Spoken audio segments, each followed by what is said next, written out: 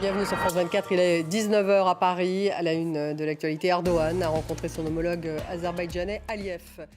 19 h 10, le débat consacré à la situation dans le Haut-Karabakh. Alors que les réfugiés affluent vers l'Arménie et qu'Erdogan a rencontré son homologue azerbaïdjanais, quelle est la situation humanitaire dans le Haut-Karabakh? Que peut-on retenir de la rencontre entre Erdogan et Aliyev? On démarre justement avec cette rencontre entre Recep Tayyip Erdogan et son homologue azerbaïdjanais Ilham Aliyev. C'est une rencontre qui a eu lieu dans l'enclave azerbaïdjanaise du Nakhitchevan. On en parlera longuement dans le débat avec mes invités dans une dizaine de minutes. La Russie a mené une attaque massive contre la région d'Odessa dans le sud de l'Ukraine.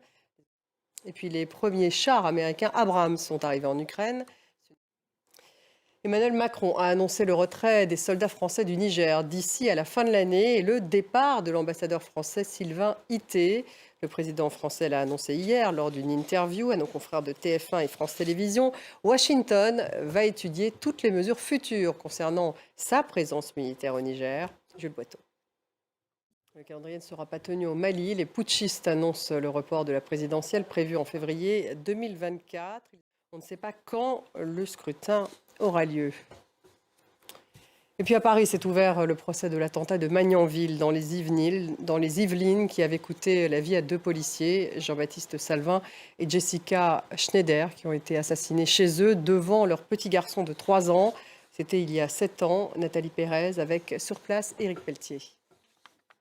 Emmanuel Macron a présenté les grands axes de la planification écologique. Le président français a défendu un chemin qui est celui de l'écologie à la française.